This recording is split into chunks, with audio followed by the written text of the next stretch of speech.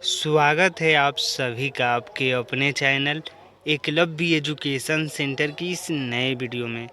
दोस्तों, आज की इस वीडियो में हम यह जानने का प्रयास करेंगे कि सब्जी की फसल में दारू के प्रयोग करने से हमें क्या क्या लाभ प्राप्त हो सकते हैं, और इसके साथ साथ यह भी जानने का प्रयास करेंगे कि हम कौन कौन से सब्जी के फसल में देसी दारू का प्रयोग कर सकते हैं, जिससे जो हमारा फसल है वह जल्दी से ग्रोथ कर सके और उसमें ज़्यादा से ज़्यादा फूल और फल लगने की संभावनाएं बढ़ सके। तो चलिए इस बेहद ही महत्वपूर्ण वीडियो की शुरुआत करते हैं। जैसा कि आप जानते हैं कि सब्जी एक ऐसी फसल है जिसकी खेती सालों भर किया जा सकता है। यानी सब्जी की खेती जैसा सामान्य तौर पर यह बोरों का फसल है, इसको बरबट्टी भी बोला जाता है। यहाँ पर करेला है और वो सामने आप देख पा रहे हैं तो वो नेनुआ की खेती हुई है। तो इस तरह से सब्जी की खेती लगभग वर्ष के सभी महीने में किया जा सकता है। लेकिन हम अपने सब्जी की फसल से ज़्यादा लाभ प्राप्त करने में तभी सफल हो पाएंगे जब हम सही रणनीति के साथ एक बार हाइब्रिड वैरायटी का चयन कर लेंगे। सही रणनीति के साथ अपने सब्जी की फसल में खादों का प्रयोग करेंगे और सही रणनीति के साथ सही कीटनाशक दवाओं का छिड़काव करेंगे, तभी हम अपने सब्जी की फसल से ज़्यादा लाभ प्राप्त करने में सफल हो सकते हैं। अन्यथा हमें हानि भी हो सकती है।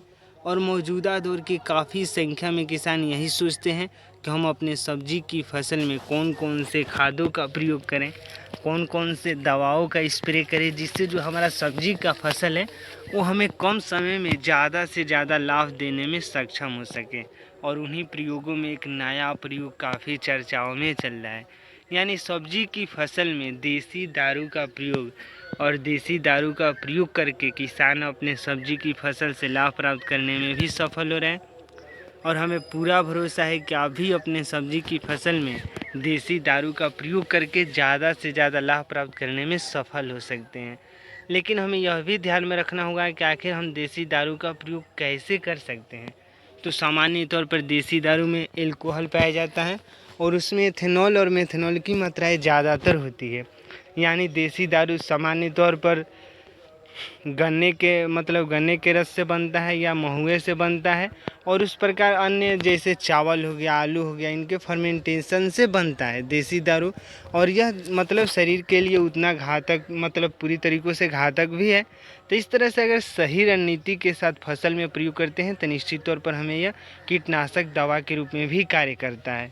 यानी इथेनॉल और मिथेनॉल कीटनाशक दवा के रूप में कार्य करता ही है। और इसके साथ साथ वह पौधे में फोटोसिंथेसिस की प्रक्रियाओं को तेज करने में भी सफल है। यानी हम अपने फसल में, यानी सब्जी की फसल, जैसे यह नेनुआ का पौधा है, यानी नेनुआ का यह फल है, तो हम अपने सब्जी की फसल में देसी दारू का प्रयोग छिड़काव के माध्यम से आसानी से कर सकते हैं।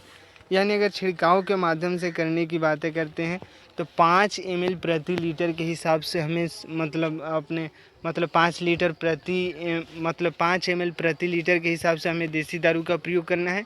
यानी 5 ml 1 लीटर पानी में हमें देसी दारू को मिला देना है और उसके बाद अगर हम छिड़काव कर देते हैं तो निश्चित तौर पर जो हमारा पौधा है, यानी जो भी सब्जी का पौधा है, उसमें ज़्यादा से ज़्यादा फूल और फल लगने की संभावनाएं बढ़ जाती है।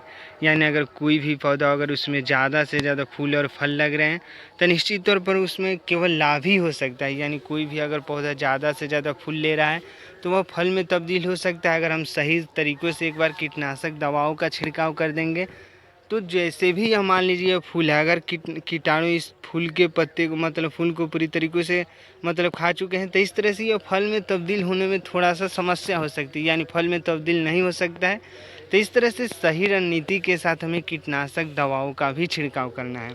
यानी कीटनाशक दवा के रूप में अगर सस्ते दरों पर उपलब्ध हो जा रहा है तो देसी दारू सस्ते दरों में आपको मिल सकता है और उससे ज़्यादा से ज़्यादा लाभ भी हो सकता है। तो इस तरह से हम इसका कीटनाशक दवा के रूप में भी कार्य कर सकते हैं। और आप देख पा रहे हैं कि येल्वेन मोज़ेक विषाणु जो रोग होते हैं इस नेनुआ के पौधे में लग चुके हैं, तो इन्हीं रोगों को रोकने में भी कामयाब है। यानी वह फोटोसिंथेसिस की प्रक्रियाओं को तेज कर देता है, जिससे पौधा अपने भोजन को सही रणनीति के साथ बनाने में सफल हो जाता है। और कोई भी पौधा अगर सही रणनीति के साथ अपने भोजन को प्राप्त कर रहा है सही समय पर सही मात्रा में, तो निश्चित तौर पर उसमें ग्रोथ देखने को मिल सकता है। तो इस तरह से यह फसल में, यानी सब्जी की फसल में देसी दारू के फ़ायदे हैं। अगर आप भी अपने सब्जी की फसल में इसका प्रयोग करते हैं तो निश्चित तौर पर आपको भी लाभ हो सकता है। लेकिन हमें यह ध्यान में रखना होगा कि देसी दारू का प्रयोग अगर सही मात्रा में नहीं करते हैं तो निश्चित तौर पर हमें हानि भी हो सकती है। यानी सही मात्रा में प्रयोग करना है, सही समय पर करना है। यानी सही समय है कि सुबह के समय में प्रयोग करना है, नहीं तो शाम के समय में। अगर दोपहर के समय में इसका प्रयोग कर देते हैं तो निश्चित तौर पर हमें हानि भी हो सकती है।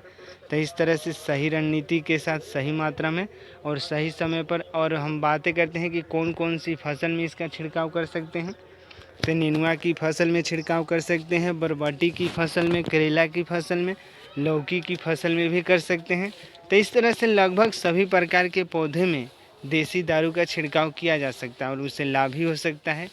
तो आज की इस बेहद ही महत्वपूर्ण वीडियो में बस इतना ही।